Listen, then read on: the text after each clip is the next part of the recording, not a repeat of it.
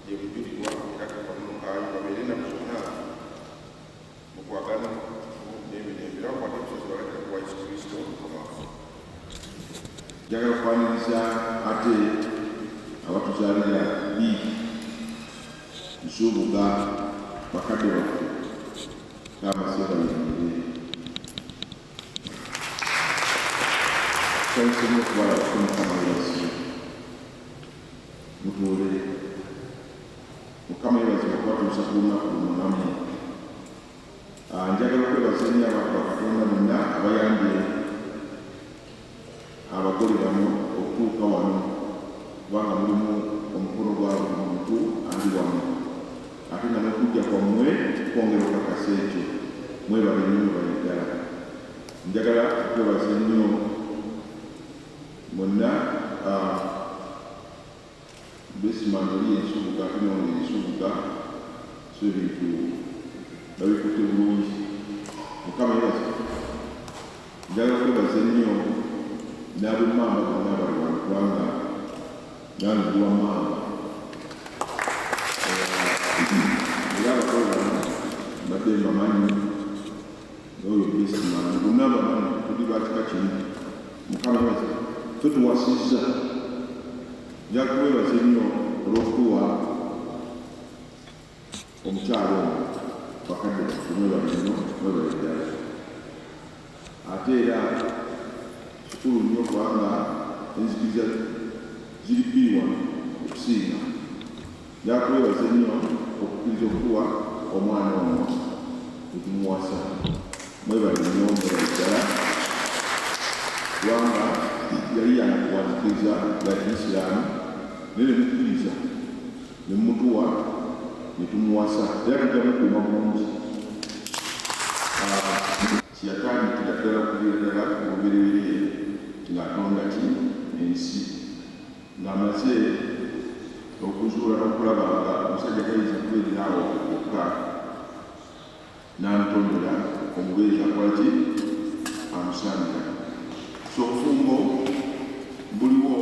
okusanyusagana yempaja enkulu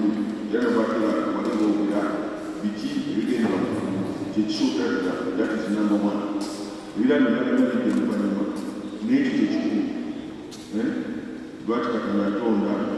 n'agamba omusajja ono sikirungi kola ki okubeera yekka n'alyoka amutonda omubeezi akola ki amusaanira ng'omusajja amaze okutambulako yekka naye nga waliwo ebibulawo n'agamba sikirungi omusajja olwo okubeera yekka so obufumbo munnange obukwata kirabo si kyammwe naye Katonda yakitandika era yakituwa so it's a God-given gift. It's a special gift. You must handle with care, with respect,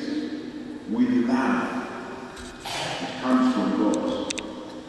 Kunakuwa tuna malatoka tulikanikidenzi sana Mungu n'omusikana n'etutandika okuki ofunika tumeera bakulaza tubola bisira omuntu aba asimu muyinza n'okubeera naye ng'ate mwenna temulikolaki temuli bafumbo naye ekigambo ky'okumuwasa tekikola ki tekiriwo bwetonda akalamusabimu olujja y'olulaba ng'alaba yono mukazi wejja nekola ki oba ye musajja kunena okufumbibwa so si kyaffe so Katonda yakituwa is God given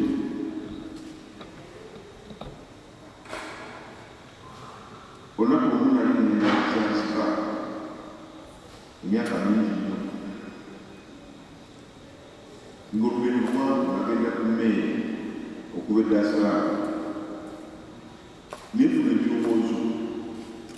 abakazi bafumbwa simanyi bakijjajja omukazi kati ayinza okuva eno n'afumbirwa ku Uganda kisoboka nga mundamu nze neewuunye nataka olugendo lwangu saanya nyonyi naye natambula mu baasi okuva wano e Kampala naye nalugendo lwangu okutuuka e Nairobi ate okuva okuva e Dar es Salaam owanvuye ate okuva ku mazzi ate ogenda ekuddawa e Zanzibar nawo waki owa ebiroozo kyekyansikira naye tugenda omukyala omu wano tetwamenya nnyo naye namubuuzaako obubuuza naye tutwalibwa nenyimuka nengenda ebweru w'emmeeri mbeera ebweru ku nnyanja nga bwekola ti Nemera kakasira okamala n'enzeera n'enfuula. Bwe namala okutuula, nimbuuza omukyala njakugobererawo. Nagamba nti bazaala mukyazika. Naye nafumbirwa mu Uganda. Binabadde neebuuza bikira. Omukazi nagamba nafumbirwa mu Uganda. Nibasibikadde neebuuza bimugwaliza okuva eno n'afumbirwa ewaffe ewala eri. Omukazi yanaatiraddala. Nagamba nafumbirwa Masiini ne Kampala ayitawo. N'agenda ddala Masiini. Ennaku ezo waliwo mutabani wange omu. Ye yagenze Kalamojja yewasizza. Kyokka batani bange bano ab'omwoyo be tukyala makaniki mu makanisa. Niwe ovuga nga wano omukuusa wano tewabadde omuntu. Naye yagenze luddawa Kalamojja Mukama yamutegekera. So kati yategekera buli omu ali wano okufumbwa oyinza okujjukira engeri mwana akamu nolwebuuza ekintu kyajja kitya. Naye nga mukutuulusi kati bawasaana kitundu okola ki muzaalibwa. Naye nga mwalimu abasajja oba mwalimu abaki abakazi. Naye kati nabasi bweyakutegekera abawaliddawa oluusi oyinza okugeba ogenze kukola naye nga kati ebyolada nga mulowooza ogenze kukola naye kati nakutuddeyo kutandika maka musuuleyeeko ogenda mu maaso noba tusuula kiri ku nyiri alwabiri mwetamu mukaaga atandikekale lwabiri mwetaano wakabiri kale mwabule okulimba oberenga amazima buli muntu ne munne kubanga tuli bitundu by'abanyaffe ffekana ffekka mukama yebase mubiri namukikulipagana olimba kulokanga muli mubiri gumu kuba kafaananyi ntono okumanyikira n'okugomba kumanyikira okugulibiramu ulabayo wagana musuulinga so omwomulanga enju egenda okugwa nga mukyalina obusungu obusungu bwalibwavu waki bwabuntu bwebwe kikukwanyiki tutodali naye kalikulama tugobawo beyond that kyevakala domestic violence eyawe ulikakamuyiza najamalira wakuma omuntu yenasi okuyiga lutwela niwabakunaniyiga eyokuyiga naye ekukwakamukomu tetumaga kulaba nikwanga tuyiza kule bebaakakana nibalwana abamu nebatuka okubunya obukubatta yesibanya bakwakabiripresidenti no abakazi mukisiro kirimu erimanga basaba obutakamubiika omusajja nakubalirajamu n'amanyi obwo obuzimutuuku nga n'abakazi babajaja abasajja bakuba n'amanyi bagajamu oluga osanga namukola kujamu n'amanyi waba omusajja